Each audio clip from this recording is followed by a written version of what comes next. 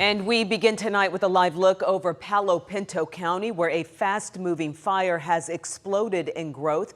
Tonight, the Ross Fire has burned at least 50,000 acres and 8% contained.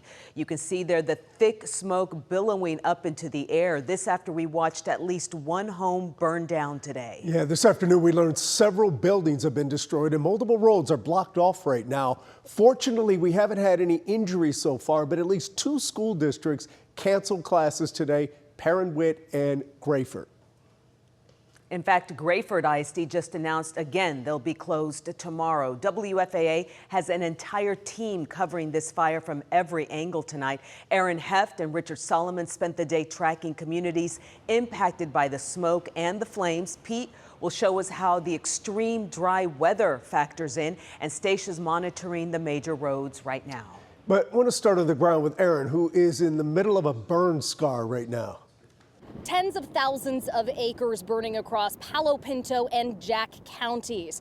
Both state and local officials telling me that the Ross Fire's behavior has proven to be both erratic and aggressive.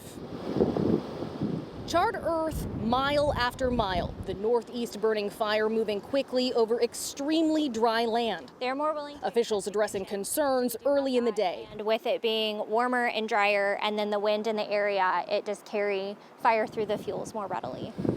Winding our way back into the burn scar, we found homes surrounded by char marks, but completely untouched. We don't know how long we're going to be out without power. It's here we met Justin Lane. I think he got home at 3:30, 4:30 last night, and he started the fire academy today. In a moment that feels like fate, he's talking about his son, who began his career as a firefighter today, after the night his family's entire property of 27 years nearly burned. That's our view from the house, or those hills there. We always liked the way it looked. And it's going to be different now, and that's okay. The Lane family owns 1,000 acres, 95% of which burned. But the last 5% holds the homes and livestock, all of which were saved. We got here at 7 this morning, and we were shocked that we had houses. Though the Ross Fire isn't done, we turned to speak for a matter of minutes, and the flames erupted several hundred yards from where we stood. Officials saying their top priorities are both saving lives and properties. The Lane family, a testament to those efforts underway here in Palo Pinto County. Now I'd like to send it over to my colleague, Richard Solomon. Yeah, we've been watching this fire for the last several hours or so, and what we've seen is it consume almost everything in its path. I want to make note of something for you. You've seen the fire from different vantage points, different angles, but look at this right here through our frame. You can see just how massive this smoke cloud is. And what we've seen is this thing spread really. Since we've been here, we've seen several planes, several helicopters fly back and forth. I hear one approaching now. They've been taking water and dumping them on the fire over here. You can start to see two right here. That is what we've seen crews do here throughout the majority of today so far. But one of the reasons why this fire is so strong that we've heard from city officials is because of this. You see this field of grass right here. This is playing into why this fire is so powerful, and this is great fuel for it because it's been so hot and so dry out here. That is a contribution to this. So obviously crews are working on this. They're going to continue to work on this. They have a bunch of evacuations in place. They also have roadblocks for areas to keep folks out as they are working. So we're going to stay here. We're going to monitor these areas and give you another update later on. For now, live in Palo Pinto County, I'm Richard Solomon. Back to you.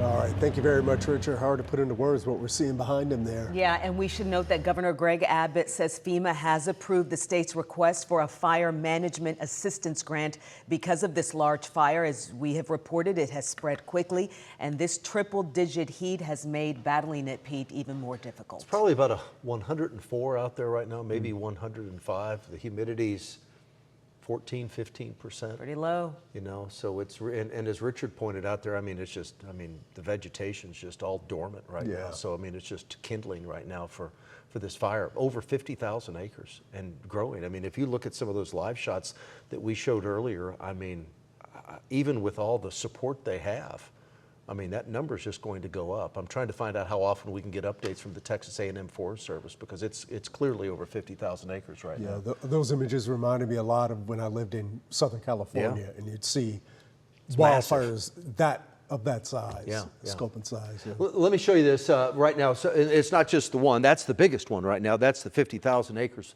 plus. 8% contained the Ross Fire. We have one just east of there, the Cutton Fire. That's in Parker County. It's 13 acres. It's 95% contained. That's good news.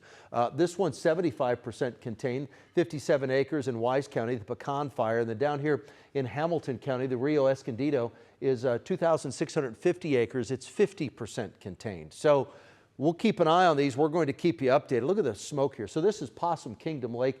This is the Brazos River right here. So you can see, of course, where it's dammed up, we have PK. Then this is the northern portion of Palo Pinto County. There's southern Jack County, so the Jacksboro parent, Chris and Cynthia mentioned the school districts out here. So there's all the fire, the smoke just rising from that Ross Fire. 102 in Mineral Wells, 107 in Graham. So that's why I'm guessing we don't have an observation station there. That's why I believe we're around 105, maybe 104 in this location. It's still 100 in Dallas, 99 at Fort Worth. These are your air temps right now. Denton is 102. The humidity, 15 to 19% in that area, 16%.